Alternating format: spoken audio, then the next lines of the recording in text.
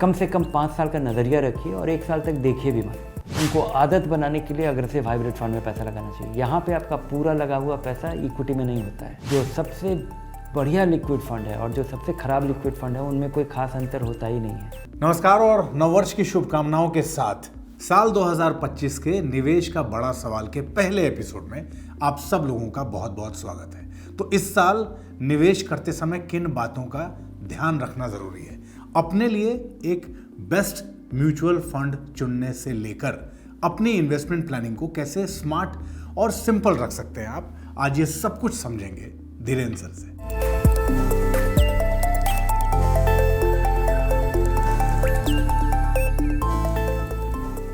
Sir बहुत बहुत स्वागत है आपका। सर, आज के समय मार्केट की स्थिति को देखते हुए एक निवेशक को अपने लिए एक सही म्यूचुअल फंड चुनने में किन बातों का ध्यान रखना चाहिए? नए साल की शुभकामनाएं। नया साल आ गया है और आप सोच रहे होंगे कि आपको कुछ खास करना चाहिए। साल बदलने से आपको कुछ खास नहीं करना चाहिए। अगर आप आज तक आपकी शुरुआत नहीं हो पाई है तो शुरुआत कीजिए। अगर आप लगा रहे हैं और 50 आपको खबर मिल रहा है कि अब आपको चिंतित होना चाहिए, अब आपको कुछ करना चाहिए, कुछ फेरबदल करना चाहिए, निकाल लेना चाहिए, तो ऐसा भी मत कीजिए। अगर आपको लगता है कि पैसा बहुत बढ़ गया है, क्योंकि आज वैल्यू रिसर्च में सबसे ज़्यादा प्रश्न यही आता है कि किसी ने लगाया था 10 रुपया, हो गया है 25 रुपया, और 10 रुपया 25 रुपया हो गया है, इसीलिए उनको निकाल लेना चाहिए। और वो हमारी सलाह मांगते हैं और बड़े मुश्किल से हम उन्हें समझा पाते हैं कि आप ज़रूर पैसा निकालिए। और वैसी स्थिति केवल 2 ही होती है, उसमें साल बदलना नहीं है। उसमें अगर आपका फंड अब अच्छा नहीं रहा तो ज़रूर निकालिए। अगर आपकी ज़रूरत पूरी हो गई है, आपने किसी उद्देश्य से इन्वेस्ट किया था और वो आप अभी पैसा निकाल करके और वो पूरा हो जाएगा। आपको गाड़ी खरीदना था, आपको कोई मकान खरीदना था, कुछ और करना था, और वो पैसा काफ़ी हो गया उस ज़रूरत के लिए, ज़रूर निकाल लीजिए। उससे बेहतर कुछ होता ही नहीं है कि किसी फाइनेंशियल गोल के लिए आप इन्वेस्ट कर रहे थे और वो फुलफ़िल हो जाएगा। अगर आप खास फंड चुनना चाहते हैं 2025 के लिए तो ऐसा कुछ मत कीजिए, क्योंकि ना तो कोई थीमेटिक फंड, जो आपका ऑब्जेक्टिव होना चाहिए कि आपका पैसा ऐसे लगे कि हमेशा डाइवर्सिफाइड रहे, और वो आपका 2-3 तरीके से अचीव हो सकता है। सबसे पहले कि अगर आप पहली बार शुरू कर रहे हैं, पहली बार इन्वेस्ट करने वाले हैं और आपकी आज तक आपने केवल 5-10 साल तक केवल डिपॉजिट किया था, आपको किसी भी तरह का एक्सपीरियंस नहीं है, तो आपको शुरुआत करना चाहिए एक अग्रेसिव हाइब्रिड फंड से। अगर आप 20-25 साल के हैं, आप इन्वेस्ट कर रहे हैं पहली बार, तो SIP करिए किसी मल्टी कैप फंड में या किसी मिड कैप फंड में, क्योंकि और 1 साल तक कीजिए और उसके बारे में सोचिए भी मत। कम से कम 5 साल का नज़रिया रखिए और 1 साल तक देखिए भी मत। और अगर आपका पैसा लगा हुआ है तो ये आपको 50 बहाने मिलेंगे कि क्यों आपको कुछ करना चाहिए या निकालना चाहिए। ऐसा कुछ मत कीजिए, क्योंकि पिछले 25 साल से मैं आपको बता सकता हूँ, टेलीविज़न पे इंटरव्यू देते हुए और सबको बताते हुए, मुझसे जो कुछ भी प्रिडिक्ट किया गया है बाज़ार के बारे में अगले साल के लिए, वो सब कुछ अधिकतर झूठ साबित हुआ है। सर, 2025 में रिस्क और रिटर्न का बैलेंस बनाते हुए इक्विटी, डेट और हाइब्रिड फंड्स का चुनाव कैसे किया जाना चाहिए? निवेशकों को एक नियम फॉलो करना चाहिए कि जो पैसा आपका कम समय के लिए लगेगा, उस पैसे को कभी इक्विटी में लगाना ही नहीं चाहिए। जिस भी पैसे की ज़रूरत आपको 1 साल, 2 साल, 3 साल, 4 साल में ज़रूरत पड़ेगी और वो इम्पॉर्टेंट गोल है, उसको आप इक्विटी में मत लगाइए। शॉर्ट टर्म डेट फंड में लगाइए, डेट फंड में लगाइए, बैंक में डिपॉजिट करिए, क्योंकि आप निश्चिंत रह पाएंगे। और दूसरा कि लंबे समय का पैसा ही, 5 साल से ज़्यादा, और जो फोर्सिएबल फ्यूचर में आपको ज़रूरत नहीं होगी, आपके रिटायरमेंट का पैसा है, आपके बच्चे के पढ़ाई के लिए पैसा है, जिसकी 10-12 साल बाद आपको ज़रूरत पड़ेगी या ज़रूरत पड़ सकती है, उस पैसे को ज़रूर आप इक्विटी में लगाइए। वहाँ पैसा आपका खासा बढ़ेगा। और इक्विटी में लगाने का नियम बहुत ही सिंपल है। पहली बार के शुरुआती निवेशक, उनको आदत बनाने के लिए अग्रेसिव हाइब्रिड फंड में पैसा लगाना चाहिए। यहाँ पे आपका पूरा लगा हुआ पैसा इक्विटी में नहीं होता है। 1/4 पैसा आपका फिक्स्ड इनकम में लगता है। बाजार जब गिरता है तो ये यहाँ पे भारी गिरावट नहीं होती है। ये रिलेटिवली स्टेबल तरीके का इक्विटी फंड है। और जब आपको थोड़ा इसकी आदत पड़ जाए, तब आप किसी मल्टी कैप फंड में और वैल्यू फंड में और large and mid cap fund में पैसा लगाइए। डेट फंड में लगाने का जो फ्रेमवर्क है वो बिल्कुल ही अलग है। कुछ दिनों का पैसा है लिक्विड फंड में लगाइए, और यहाँ पे मेरे सलाह की भी ज़रूरत नहीं है। अधिकतर लिक्विड फंड जो उनके लिए नियम बना हुआ है, जो सबसे बढ़िया लिक्विड फंड है और जो सबसे ख़राब लिक्विड फंड है, उनमें कोई ख़ास अंतर होता ही नहीं है।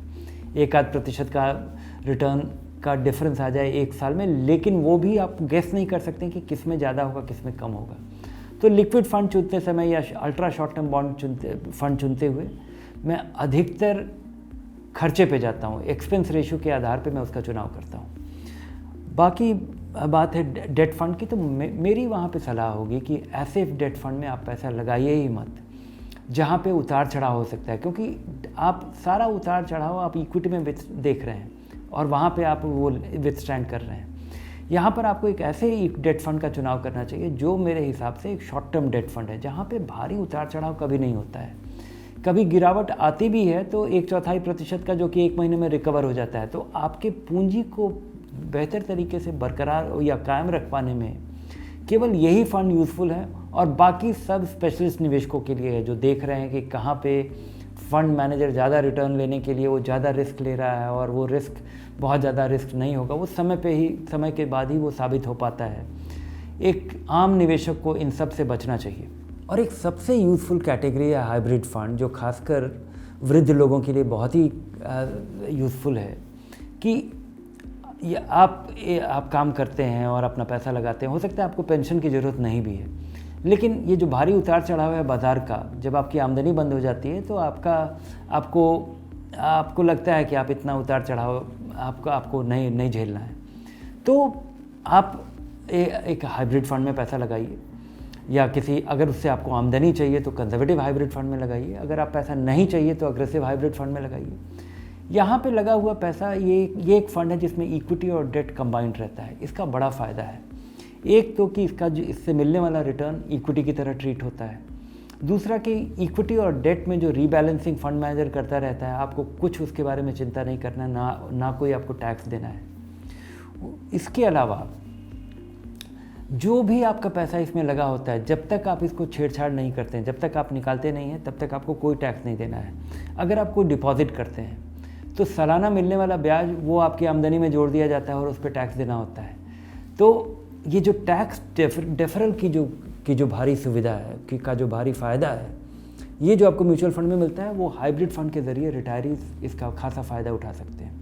अच्छा सर, हाल के समय में थीमेटिक और सेक्टोरल फंड्स में निवेशकों ने बड़ी दिलचस्पी दिखाई है, तो क्या साल 2025 में भी इनमें निवेश करना सही है, या फिर डाइवर्सिफाइड फंड्स एक बेहतर विकल्प है? निवेश का बड़ा सवाल सुनने वालों को बिल्कुल नहीं इन्वेस्ट करना चाहिए, और मुझे उम्मीद है कि पिछले साल भी हमारे श्रोता या जो दर्शक हैं उन्होंने नहीं लगाया होगा। म्यूचुअल फंड एक कंज्यूमर प्रोडक्ट है, ये आम लोगों को बेचा जाता है और यहाँ पे कहानियाँ बिकती हैं।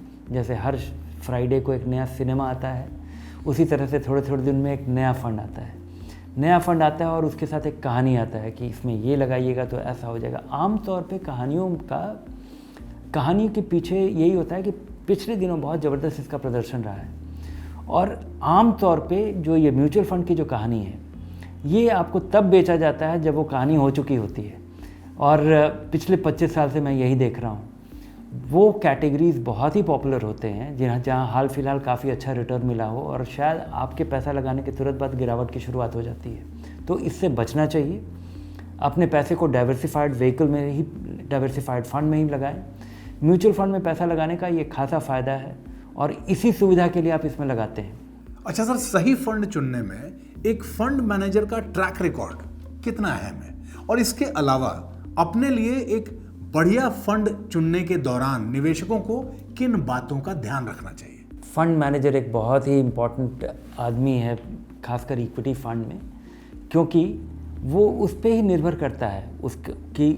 और फंड मैनेजर का एक बड़ा रोल ये नहीं है कि वो क्या खरीदेगा, बल्कि फ़ंड मैनेजर मुझे लगता है बहुत ही कारगर होता है इस बारे में कि क्या क्या वो नहीं खरीदता है। क्योंकि बहुत बार म्यूचुअल फंड में जो सबसे बड़ा रिस्क है वो नहीं जानने की वजह से और चीज़ों को खरीदने की वजह से आपके निवेश में जो नुकसान होता है वो आपकी समझदारी से नहीं खरीदने का नतीजा होता है। तो मुझे लगता है कि एक फ़ंड मैनेजर को इवैल्यूएट करना चाहिए फ़ंड के परफॉर्मेंस से जोड़ करके, और वो देखना चाहिए कि कम से कम एक या दो फुल मार्केट साइकिल, एक गिरता दौर एक चढ़ता दौर, दोनों में उसका प्रदर्शन बेहतर रहा हो। और इसको करने के लिए मैं 2-3 चीज़ देखता हूँ। सबसे पहले मैं शुरुआत करता हूँ एक फ़ंड एक कैटेगरी से, क्योंकि ये आप ही कर सकते हैं। और ये क्योंकि ये चुनाव ये फ़ंड मैनेजर पे निर्भर नहीं है, आपको अपना पैसा डाइवर्सिफाई करना है। आप 4 कैटेगरी के फ़ंड का चुनाव कीजिए, और ये आप वैल्यू सर्च के फ़ंड सेलेक्टर में आप बड़ी आसानी से कर सकते हैं। वो है large and mid cap fund, multi cap fund, flexi cap fund और वैल्यू फंड। ये 4 कैटेगरी हैं जो कि छोटी, बड़ी और मिड साइज हर तरीके की कंपनी में पैसा लगाती हैं। और यहाँ इनको चुन करके देखिए कि इसमें 5 स्टार, 4 स्टार और 3 स्टार फंड, इनको ही चुनिए, बाकियों को ड्रॉप कर दीजिए। इतना करने के बाद अब देखिए कि कौन से फंड हैं जो कि टॉप 25% में आते हैं, और उनमें ये आपका एक नैरो यूनिवर्स हो गया। और देखिए कि उसमें फ़ंड मैनेजर अभी भी है जो पिछले 5 साल से था।